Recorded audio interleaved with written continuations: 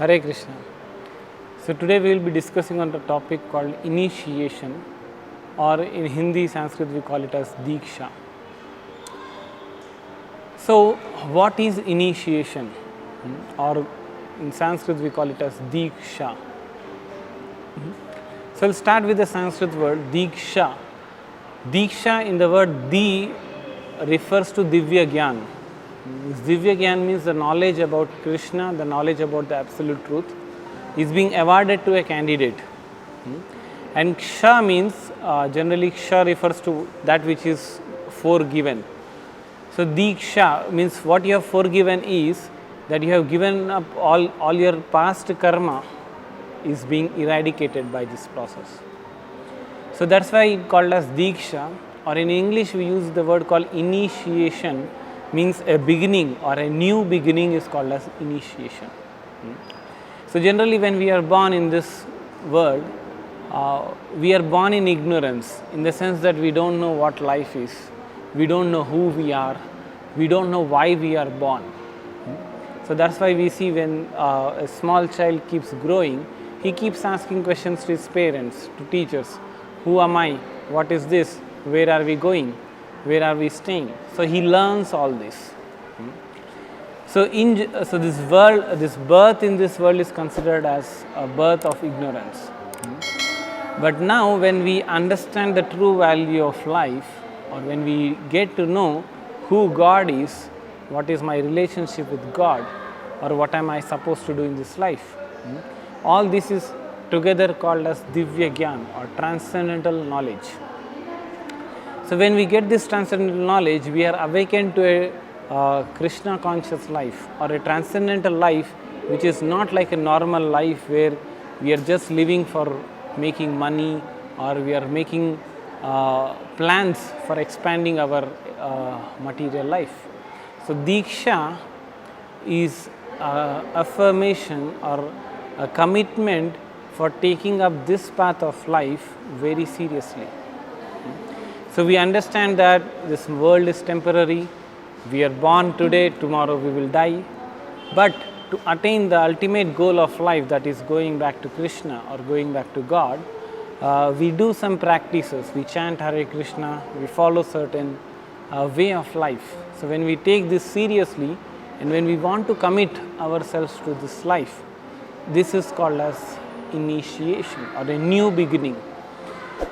So there is a formality of Diksha, just like when we take admission in the school, there is a preliminary courses that we do, like if you are getting our admission in engineering, we have an entrance examination, we have a procedure, we need to qualify for that. So similarly, when we come to initiation, the most important person is one who is giving us initiation. We call it as a guru or a spiritual master. One who is giving us guidance in this path to go ahead is called guru. So the guru gives initiation, and by this process we take our commitment further in our life. So initiation, the guru gives a new name, just like when we are born, we are registered with a name in our registrar's office.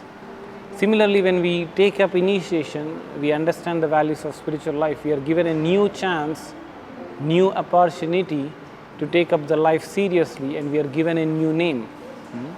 And then there are other formalities of what kind of practices we do in our life.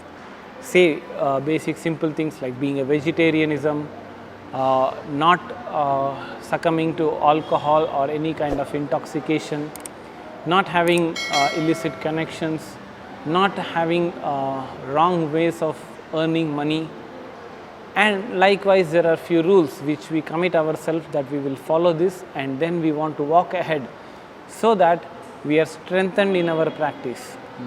So even before initiation, a person may be serious, but a process or a formality of initiation makes a person committed, because he has officially chosen, he has taken a vow in front of the Lord, in front of the guru or the spiritual master, that this is what I want in my life. So this is how Diksha goes ahead. And Diksha, in our other videos we have spoken about Parampara. So Parampara is, we get from a guru, a person from whom one who has already taken Diksha from his Guru.